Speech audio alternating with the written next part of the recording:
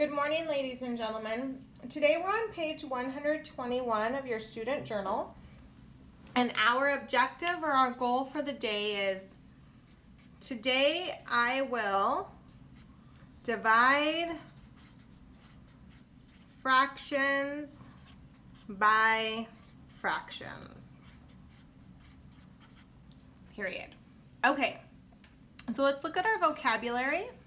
Our first vocabulary is just reminding us of a fraction and that our top numbers are numerator and our bottom numbers are denominator. Then we have what's called a reciprocal. The reciprocal says the result of dividing 1 by the number. So the reciprocal of 2 is 1/2, and the reciprocal of 3/4 is 4/3. The reciprocal is pretty much you flipped the number. So the reason 2 becomes 1/2 is because 2 is the same as 2/1. So when I do the reciprocal and I flip them, it becomes 1/2. So it's clear that 3/4, when it was flipped, then it becomes 4/3. So the reciprocal, an easy way to think about it is you've kind of flipped the number. Okay. The inverse operation is the opposite operation. So multiplication is the inverse operation of division. So it's the opposite operation. Okay, we're gonna not worry about the steps here, but we'll look at the steps here and kind of add to them. So it says we're gonna circle the division sign and the divisor. And then it says we're going to rewrite as a multiplication problem using the reciprocal of the second fraction and then multiply and simplify. Okay, so I'm going to kind of share with you a little phrase. It's called KFC it. K stands for keep the first. F stands for flip the second, and C stands for change the sign. So that's kind of a little shortcut about multiplying fractions, is keep the first, flip the second, and change the sign. And then we would still have to do the multiply and simplify. Okay, so what does this actually look like? But I'm going to remember to KFC and then multiply and simplify. Okay, so here's my first problem. Okay, so I'm going to KFC it first. So I'm going to keep the first. I'm going to flip the second, which means write the reciprocal for it. And then I'm going to change the sign, which I'm doing the inverse operation, but I'm going to keep the first, flip the second, and change the sign.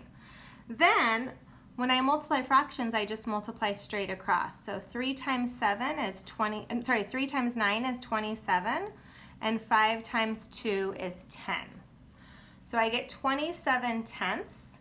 Now, that's an improper fraction, so I wouldn't leave that. I would want to simplify it and also make it proper. So I could use in and out to divide because it's an improper fraction. And I could say that I get 2 and 7/10. That's one way that I like to fix improper fractions, is just to divide them. Okay, 7/10 can't be simplified any farther. Okay, let's look at my next one. So I'm going to KFC it. I'm going to keep the first, flip the second, which means it's reciprocal, and change the sign, which is its inverse. And then we can just multiply straight across. So 1 times 6 is 6, 2 times 5 is 10. Okay, this fraction is not improper, so I don't need to use in and out, but I could simplify it. I could divide it by 2/2, which is just by 1. So I could get 3/5, and that is just an equivalent fraction that's simplified.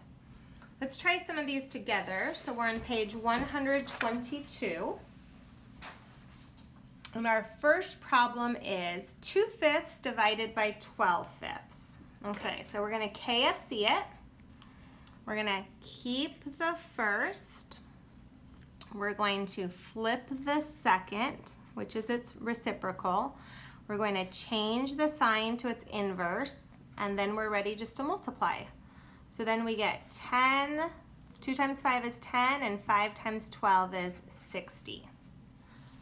So that one is not improper, and you might be able to simplify that just by realizing that we could go to 1/6 because they both could be divided. The reason I knew that is I could divide each of them by 10. So our answer is 1/6. Okay, let's try one more together. So we get 6/14 because I'm keeping the first, I'm flipping the second, and I'm changing the sign. So I'm getting 6 times 7 is 42, and 14 times 2 is 28. Okay, this fraction is improper. It's improper because a larger numerator on top of a smaller denominator is improper. So I'm going to use in and out to simplify that to make it proper. So 28 can go into 48 only once. And when I subtract that, I get 14.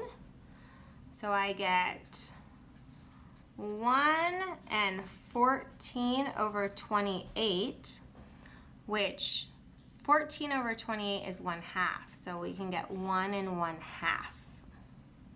Because if I divide this by 14, I get 1, and if I divide this by 14, I get 2. So it's 1 and 1/2. Okay, so ladies and gentlemen, you have a few pages to try on your own, and have a nice afternoon.